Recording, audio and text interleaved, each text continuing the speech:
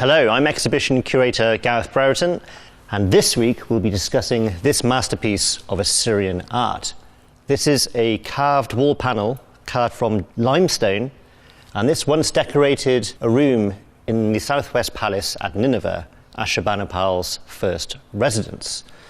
And it is an important document of a war between the Assyrian army and the Elamites of southwest Iran.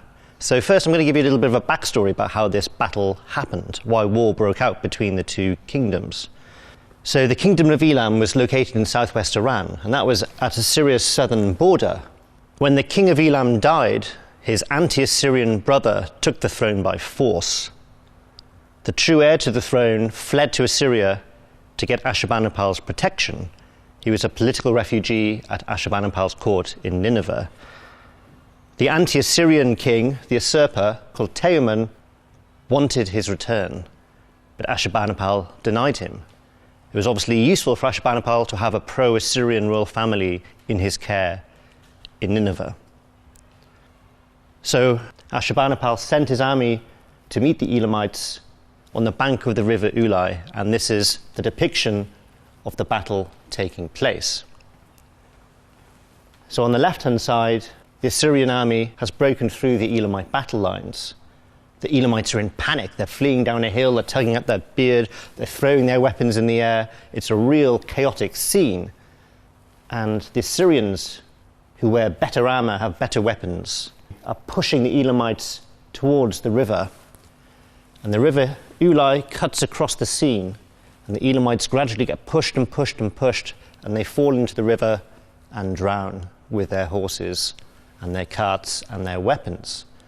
So this is a real chaotic depiction of a pitched battle between two armies at the time. But there's also a really interesting subplot, a story within the chaos that we can pick out about the capture and execution of the Elamite king. It starts here. The Elamite king and his son, Teumman and Tamaritu, fall from their chariot, which is collapsed. Teumman loses his royal hat. Cuts to the next scene. They both get up, Teumman's got his hat back, but he's been wounded by an arrow which has hit him in the back. And so they try and flee towards a forest, but to no avail, they're soon surrounded by Assyrian soldiers. So the wounded Teumman is kneeling down and he's telling his son to pick up the bow and resist. The son gets hit over the head with a mace, and a Assyrian soldier cuts Teumman's head off. The heads are carried back, so that's King Teumman's head being carried back by an Assyrian soldier, and they bring the heads back up to the Assyrian camp, where they're doing a head count, and there's some pro-Assyrian Elamites in the tent inspecting the heads to identify the king and his son, and it's whisked off back to Assyria in a cart to Ashurbanipal.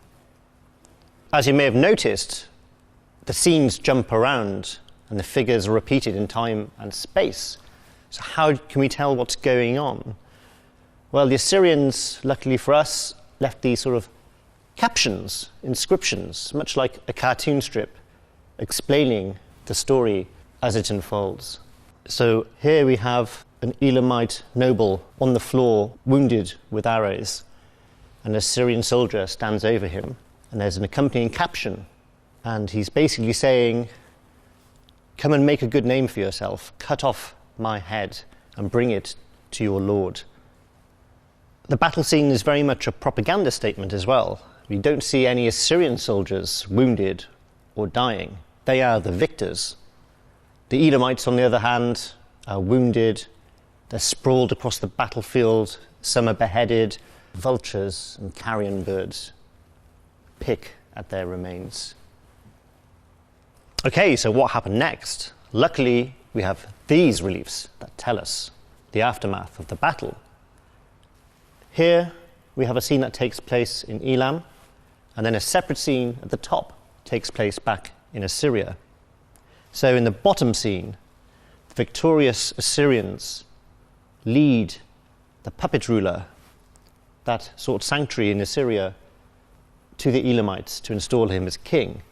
An Assyrian eunuch, who's shown without a beard, holds the puppet king by the wrist and leads him towards the Elamites, who come out of the city and bow down before him.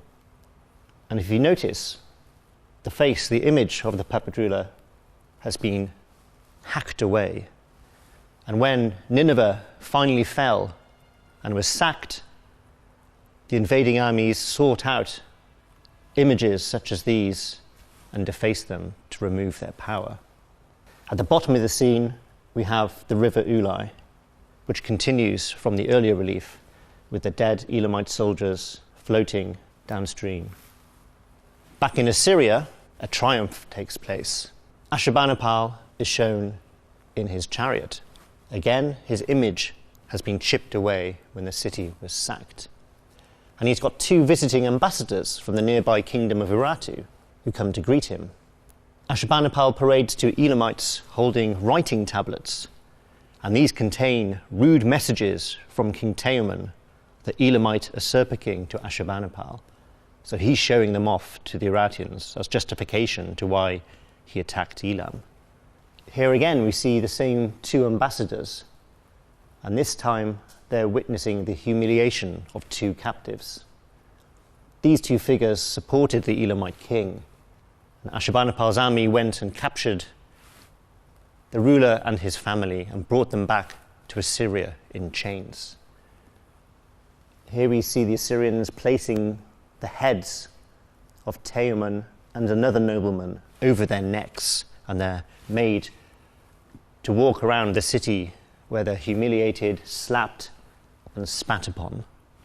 The ambassadors from Urartu appear a 3rd time, and this occasion they're witnessing a grisly spectacle where 2 more captives are having their tongues removed before being staked to the floor and flayed alive.